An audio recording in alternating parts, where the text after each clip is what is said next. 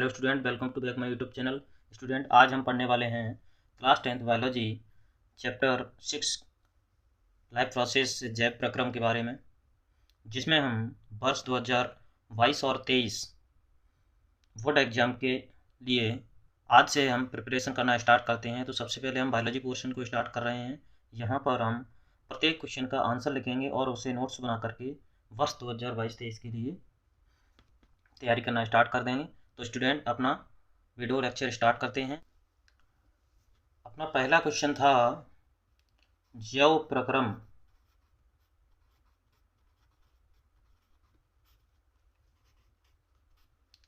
ये life process किसे कहते हैं? तो स्टूडेंट, इसको हमने पिछली वीडियो में पढ़ चुके हैं कि लाइफ प्रोसेस किसे कहा जाता है। लाइफ प्रोसेस यानी वे सभी प्रक्रम जिसके द्वारा कोई भी जीव अपने जीवन को सरल बनाते हैं या सरल तरीके से चलाते हैं, उसे जैव प्रक्रम कहते हैं। इसके अंदर हमने क्या क्या पढ़ा था? डाइजेशन पढ़ा था,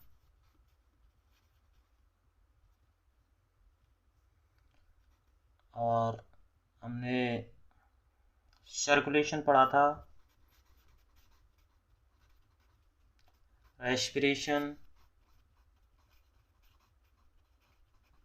और एक्सक्रेशन और रिप्रोडक्शन।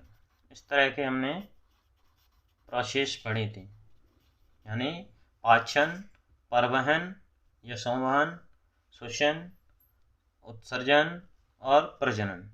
ये सभी जो प्रक्रम होते हैं, इसके द्वारा जो जीव होते हैं वो अपने जीवन को सरल बनाते हैं, यानी डेली यूज में इन चीज़ों को यूज करते हैं, या कह सकते हैं कि उसकी जो लाइफ में जितनी भी प्रोसेस होती हैं वो यही प्रोसेस होती हैं। इसके द्वारा वो अपने जीवन को सरल बनाते हैं। अपना नेक्स्ट प्रश्न है फोटोसिंथेसिस रिएक्शन, यानी प्रकाश संश्लेषण क्रिया। प्रकाश संश्लेषण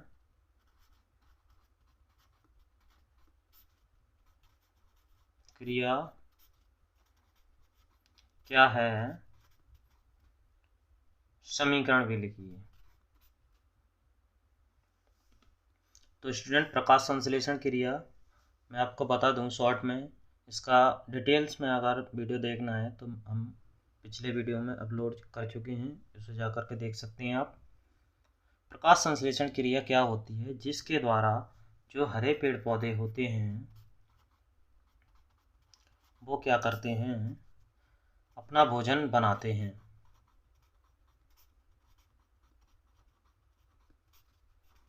क्लियर?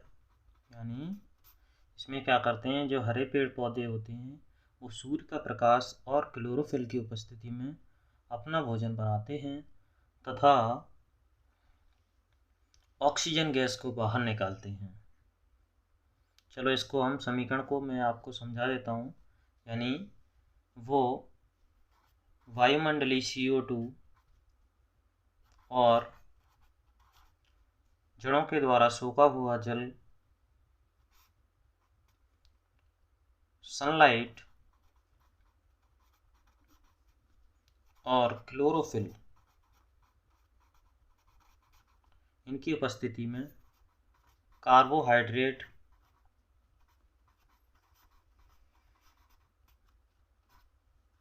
चलो, इसका समीकरण के हिसाब से लिख रहे हैं ना, फॉर्मूले के हिसाब से फॉर्मूला ही लिख लेते हैं। C6H12O6 और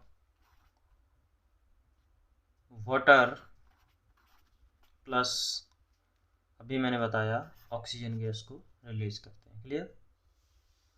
अब बैलेंस को, इस समीकरण को बैलेंस कर लेते हैं हम।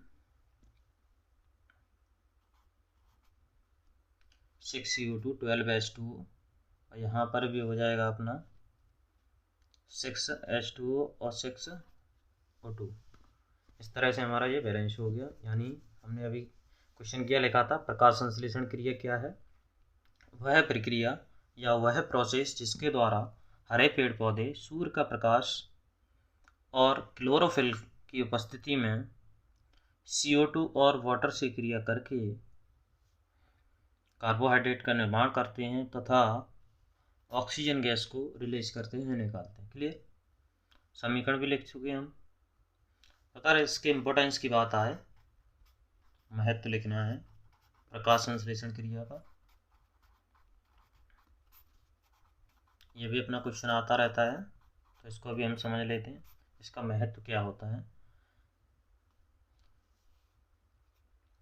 पहला पॉइंट इसका हम समझते हैं कि ये कैसी क्रिया होती है, एक जैव क्रिया होती है जो इन्वायरमेंट में क्या करती है, वातावरण के लिए, वातावरण में O2 मुक्त करती है। क्लियर? क्यों करती है? जिसके लिए हम सभी जीवित रह सकें। ये हमारी प्राणदायक गैस होती है ऑक्सीजन, जिसको कौन रिलीज करता है, पौधे रिलीज करते हैं अपनी प्रकाश संश्लेषण क्रिया के द्वारा। नेक्स्ट पढ़ लेते हैं कि ये जो सोलर एनर्जी होती है, या कह सकते हैं हम सूर्य की जो ऊर्जा होती है, प्रकाश ऊर्जा होती है, सोलर एनर्जी को केमिकल एनर्जी या रासायनिक ऊर्जा में बदलते हैं। क्लियर? कन्वर्ट करते हैं।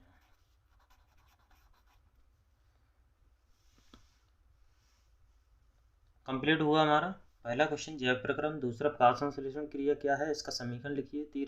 तीसरा है प्रकाश संश्लेषण का महत्व बताइए। नेक्स्ट क्वेश्चन है हमारा, प्रकाश संश्लेषण के लिए आवश्यक कच्ची सामग्री पौधा कहाँ से प्राप्त करता है। प्रकाश संश्लेषण के लिए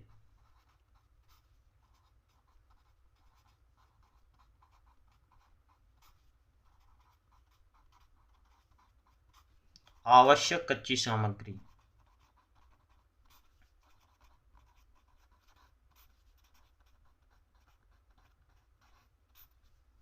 ये भी हम पढ़ चुके हैं, लेकिन मैं फिर से बता देता हूँ आपको। तो आवश्यक कच्ची सामग्री क्या होती है, यानी जो चीज़ ली गई थी, क्या लिया था, CO2 ली थी।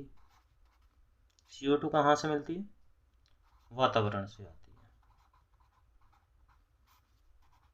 कौन लेता है, पत्तियां लेती हैं, पत्तियों द्वारा। यानी पत्तियों में जो छोटे छोटे छिद्र होते हैं, जिन्हें स्टोमेटा कहते हैं, उनके द्वारा ये श्वसन क्रिया के थ्रू CO2 गैस को अंदर लेते हैं। नेक्स्ट, H2O की बात कर रहे हैं, वाटर की बात कर रहे हैं, ये होता है जड़ों के द्वारा, जड़ों की अवशोषण द्वारा।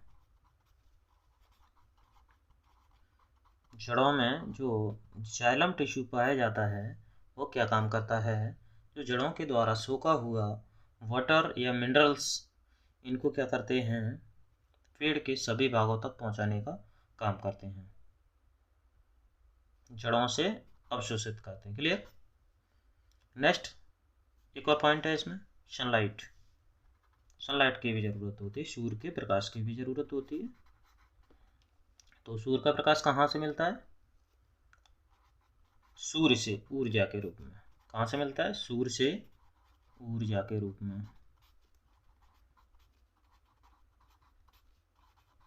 सूर्य से ऊर्जा के रूप में। क्लियर? यहाँ पर हमारे कितने क्वेश्चन कंप्लीट हो गए। पहला, जैव प्रक्रम। दूसरा, प्रकाश संश्लेषण क्रिया क्या है, इसका समीकरण। तीसरा, प्रकाश संश्लेषण क्रिया का महत्व। चौथा, प्रकाश संश्लेषण क्रिया के लिए आवश्यक कच्ची सामग्री पौधा कहाँ से प्राप्त करता है। ये हमारे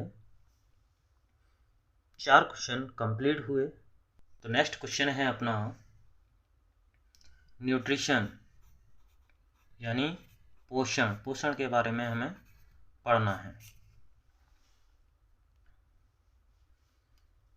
तो पोषण होता क्या है, पोषण को हम पढ़ लेते हैं पहले, कि यह एक ऐसी प्रोसेस होती है जिसके द्वारा जीव क्या करता है, जो भोज्य पदार्थ होते हैं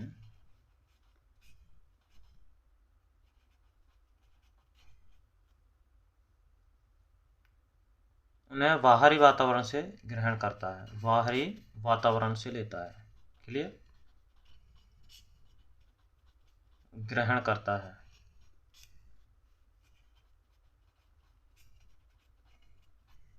जिससे इसे ऊर्जा भी मिलती है।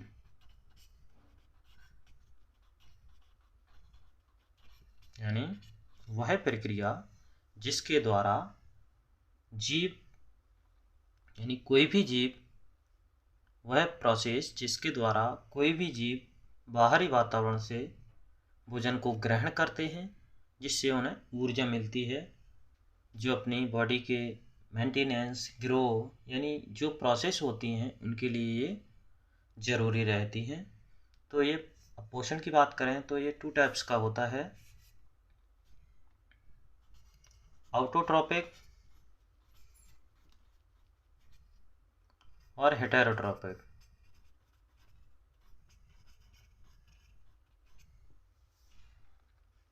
ऑटोट्रॉपिक न्यूट्रिशन क्या होता है? वह पोषण जिसमें क्या होता है, जो जीवधारी होते हैं वो अपना भोजन स्वयं बनाते हैं, जो अपना भोजन स्वयं बनाते हैं।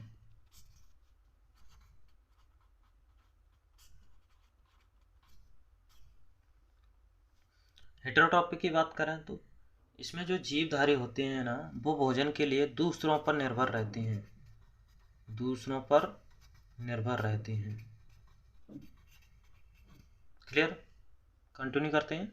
ऑटोट्रॉपिक न्यूट्रिशन वह न्यूट्रिशन होता है जिसमें जो जीवधारी रहते हैं वो अपना भोजन स्वयं बना लेते हैं, यानी इनके अंदर प्रकाश संश्लेषण की क्रिया होती है। हेटेरोट्रॉपिक न्यूट्रिशन मतलब इनके अंदर प्रकाश संश्लेषण की क्रिया नहीं होती, ये अपने भोजन के लिए दूसरों पर डिपेंड रहते हैं। अगर इसके एग्जाम्पल की बात करें तो सभी हरे पेड़ पौधे, सभी हरे पौधे, और इसका उदाहरण लें तो हम अमरपेड़ ले सकते हैं, और सबसे बड़ा उदाहरण हम खुद हैं, मनुष्य।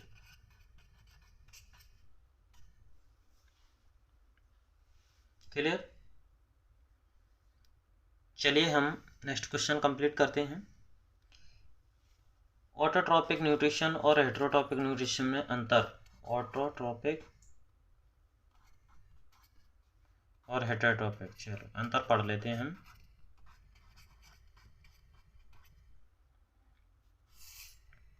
अंतर पढ़ लेते हैं। दूसरा क्वेश्चन है अपना नेक्स्ट, ये पहला था अपना। तो ऑटोट्रॉपिक न्यूट्रिशन में क्या हो रहा था, इसमें जो जीवधारी थे वो अपना भोजन स्वयं बना रहे थे, अपना भोजन स्वयं बना रहे थे, बनाते हैं, यानी प्रिपेयर देयर ओवन फूड। ये अपना भोजन स्वयं नहीं बनाते, यानी ये दूसरों पर निर्भर रहते हैं, दूसरों पर निर्भर रहते हैं। इसके जो जीव होते हैं, यानी मनुष्य होता है, वो दूसरों पर निर्भर रहता है भोजन के लिए।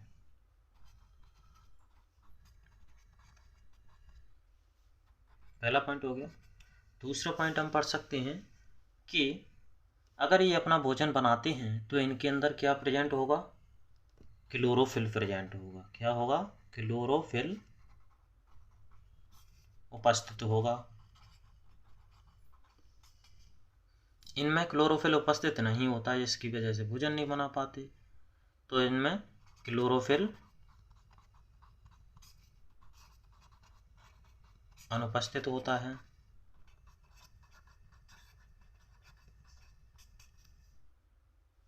तीसरा पॉइंट पढ़ते हैं हम कि इनमें प्रकाश संश्लेषण की क्रिया होती है।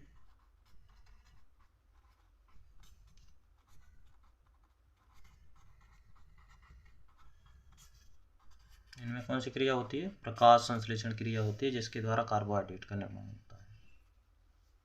इनमें कार्बोहाइड्रेट की जगह पाचन क्रिया होती है। कौन सी क्रिया होती है? पाचन क्रिया होती है,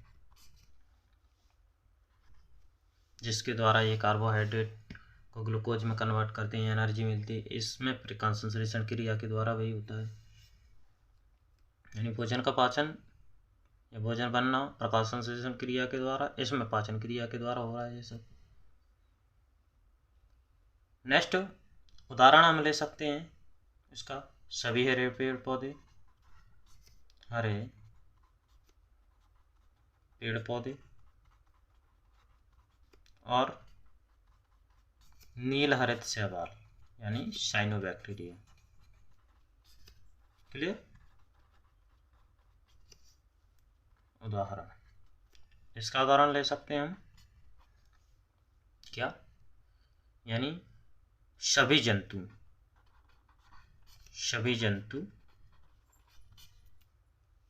जिसमें कुछ पौधे भी आते हैं, जैसे कीट बच्ची पौधे यानी कलशपादप, यूटिकुलेरिया।